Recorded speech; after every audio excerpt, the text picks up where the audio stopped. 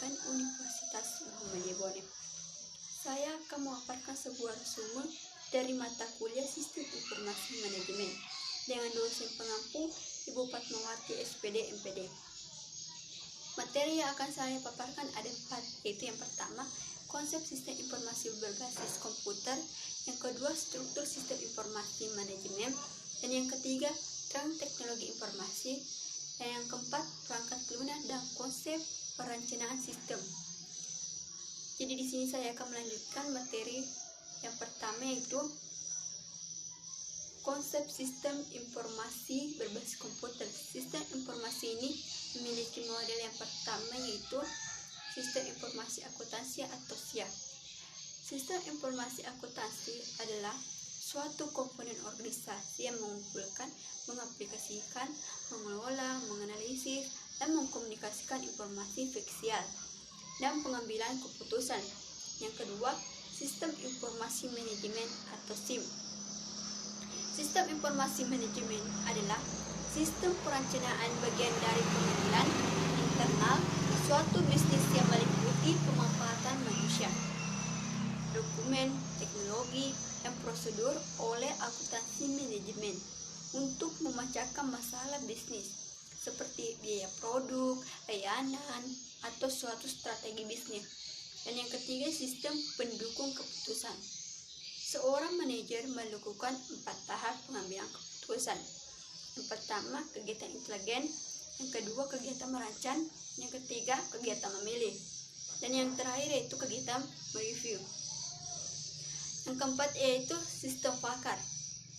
Sistem pakar adalah suatu program komputer mengandung pengetahuan dari suatu atau lebih pakar manusia mengenai suatu bidang spesifik.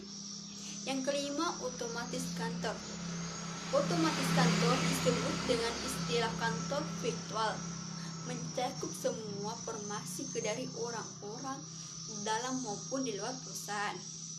Yang terakhir yaitu proses sistem informasi berbasis komputer. Secara teknik, pelaksanaan dan pengelolaan SIM berbasis komputer meliputi 4 tahap, yaitu input, pengelolaan, penyimpanan, dan output. Selanjutnya saya akan masuk pada materi yang kedua, yaitu struktur sistem informasi manajemen.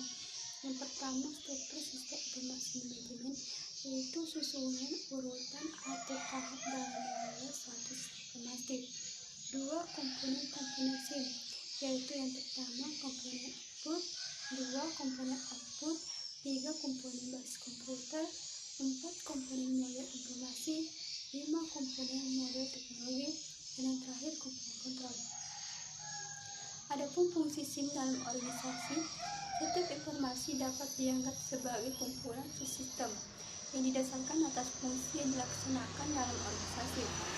Subsistem yang umumnya adalah sebagai dalam pemasaran produk, logistik, personal, keuangan, dan akuntansi. 4. Faktor-faktor tingkat keberhasilan SIM. Yang pertama yaitu sponsor eksekutif yang mengerti dan berkomitmen. Yang kedua, sponsor operasi. 3. Staf jasa informasi yang sesuai. 4. Teknologi informasi yang sesuai. 5. Manajemen data. 6. Kaitan yang jelas dengan tujuan bisnis. 7. Manajemen atas penolakan organisasi. 8. Manajemen atas penyebaran dan evaluasi sistem. Selanjutnya saya masuk ke materi ketiga, yaitu tren teknologi informasi. Teknologi informasi ini memiliki komponen. Yang pertama itu hardware, yang kedua software. Software ini dibagi menjadi 2, yaitu software sistem dan software aplikasi. Komponen yang ketiga itu membuat dengan bentuk atau user. Fungsi TI dalam kemajuan usaha: 1. Memudahkan untuk memasarkan bisnis, 2. Menghemat waktu biaya, 3. Meningkatkan produktivitas, 4. Pengolahan tim yang lebih mudah, 5. Meningkatkan pelayanan. Adapun manfaat artificial intelligence memiliki 6 manfaat. 1. Meminimalisasikan kesalahan, 2. Menghemat energi, 3. menyelesaikan persoalan eksplorasi. Keempat, menghemat sumber daya manusia. 5. Membantu kesehatan. Dan yang terakhir itu sebagai big data. Selanjutnya saya akan masuk ke materi keempat, yaitu perangkat lunak dan konsep perencanaan sistem. Yang pertama saya akan menjelaskan apa itu software. Menurut Rogers Freeman tahun 2002 menyebutkan bahwa perangkat lunak atau software merupakan suatu perintah program yang terdapat di dalam sebuah komputer. Kita dieksekusikan oleh usernya akan memberikan sejumlah fungsi sekaligus menampilkan informasi yang diinginkan oleh usernya. 2. Jenis-jenis software, yaitu yang pertama sistem operasi, 2. software pengulang kata, 3. software pengulang angka, dan yang terakhir itu software antivirus. Adapun fungsi software secara umum yaitu ada 3. Yang pertama, fungsi dasar software adalah untuk mendefinisikan perangkat hardware di komputer dan mengatur perangkat hardware agar bisa bekerja dengan baik. 2.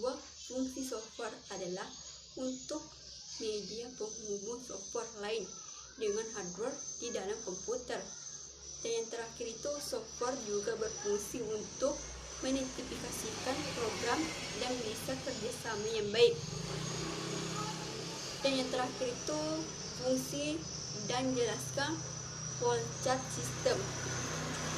Fungsi flowchart dalam memberikan gambaran jalannya sebuah program dari satu proyek ke proses lainnya, sehingga alur program menjadi mudah dipahami oleh semua orang.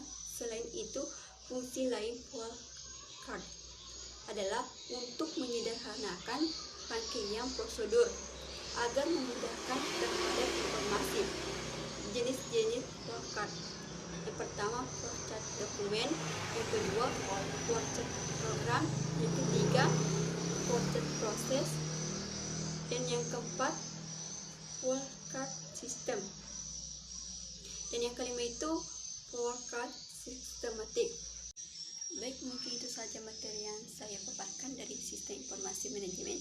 Lebih kurangnya mohon dimaafkan. Wassalamualaikum warahmatullahi wabarakatuh.